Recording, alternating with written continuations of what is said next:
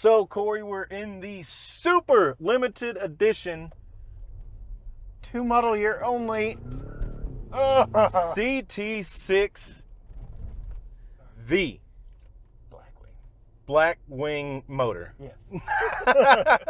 All-wheel drive, all-wheel steering, 4.2 liter twin turbo V8. This is a track car with basically GM's version of an E-Class body on it. A little bit bigger than the CT5, but the sheet metal is kind of shrink wrapped around it, so it doesn't have that big body look, but you still reap the rewards of it being a bigger vehicle with leg room in the first and second rows. You get some peasant blocking sunshades in the rear, including over the rear glass in the back that just like the S-Class. You get dual sunroofs, you get a lot of stuff. I feel like it was kind of outdated on the interior when it released, but really you're buying this because you're a hot rodder that wants an executive sedan. Yeah. If you want an executive sedan and powertrain, power plant, driving dynamics come as secondary or tertiary or not even considered at all, you're going S-Class or E-Class. But this is, you're an American hot rod enthusiast and you want a comfortable sedan, because this is it's so nice to drive. Magna Ride, it just does everything that my big dumb American brain wants it to do. Sounds great, dual exhaust, quad tips. It's just As good as it sounds in here, I want more. I would like to hear it more, as long as they're not piping it in. Yeah. The Magna Ride, as soon as I got in here, took the first turn and then went over railroad tracks and said, Corey, will you look it up? I'm pretty sure this has Magna Ride. Yes. I can feel it. It's immediate. It's so nice. It's plush over the bumps, but it's nice and taut when you're taking corners. It does everything so well. The only thing lacking in this car is a little bit outdated on the inside. And really, because I'm a driver, I'm an enthusiast, I don't really care, especially for how much cheaper this is than the European competition. What was the manufactured price? Started at 92,000 and some change back in 19 and 20. And even when who was a car and driver had their test vehicle, it still didn't crack six figures.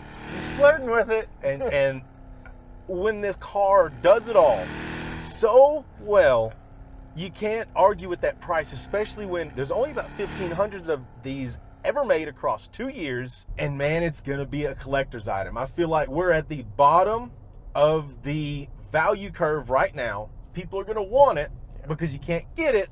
And if you have one, I would hold on to it. Let's drive a little sporty. I have traction control off. I'm in track mode. A luxury 4-door saloon car with a track mode. It is truly preposterous. The lawyers. It's not letting go. I'm stuck. I'm stuck. I smacked that camera pretty good.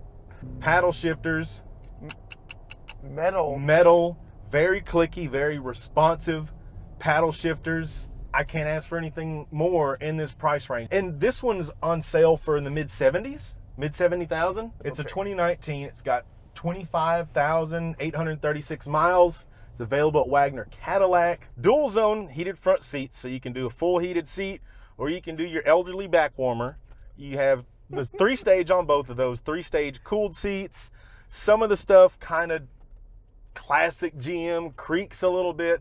I feel like this is a mild interior refresh away from being right back in their current lineup. I mean, it doesn't have a lot wrong with the interior, even though that's our only main gripe. It's still not much to gripe about. Would I like a suede roof? Yes. Would I like the touch points to be a little bit nicer? Yes. Would I be willing to pay 20 grand more for that? Or am I just buying it because it's a comfortable 4-door full-size sedan with an incredible driving dynamics? That's why I'm buying it. Yeah. Oh, yeah. It's tight. Let me turn traction control back on. There we go. It's so tight. It feels big and comfortable on the inside, but it rides like a sports car, not a track car. It's not beating the crap out of me. It's quiet, it's refined, but it's so tight. The transmission does what you want it to. You can always flip it into manual, and now it stays in a gear, holds it. You can slap red line, it doesn't force an upshift, doesn't force a downshift unless you're about to bog the motor down and kill it. I mean, this feels like a current V vehicle, a V car. It's incredible. I can't believe they take away cars like this. I feel like as consumers and enthusiasts, we're being punished when they make these 2-year vehicles. I agree with you. Really don't like it. This thing is special in ways that the sum of the parts, not the parts themselves, is really what makes this vehicle what it is. Yeah, like we could leather wrap all this like the competition, but like you said, then you're paying 20 grand more for what? Like, this is a performance vehicle first and foremost. This is top line performance vehicle. We'll figure the luxury out later. That's what this is. And I love that.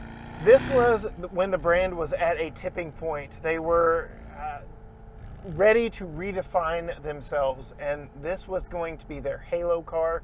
This is the vehicle that a lot of current Cadillac styling hails from. It's just unfortunate when they kicked out the old president of Cadillac.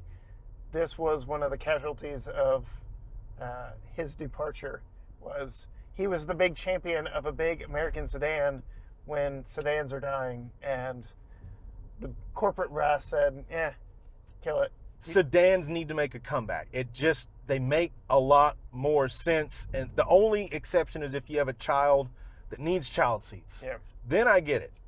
Every other time, a sedan with a fat trunk is probably going to serve most consumers just as well as a crossover. Because let's be honest, most crossovers are designed as a big, tall, thick car. Yep. They're even using car chassis. You want to know the most upsetting thing about this entire vehicle? I can't afford it. Beyond that, so the engine's hand-built next to the Corvettes in Bowling Green, Kentucky.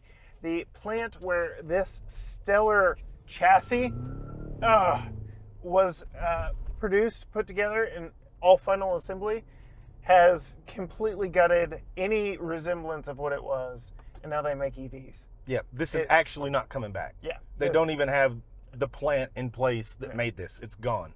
Yeah, this is gone. This isn't doing a Durango second-year comeback. This is done. The Cadillac CT6-V is not the last of a dying breed. It's the last of a dead breed. The full-sized American sedan with a V8 under the hood.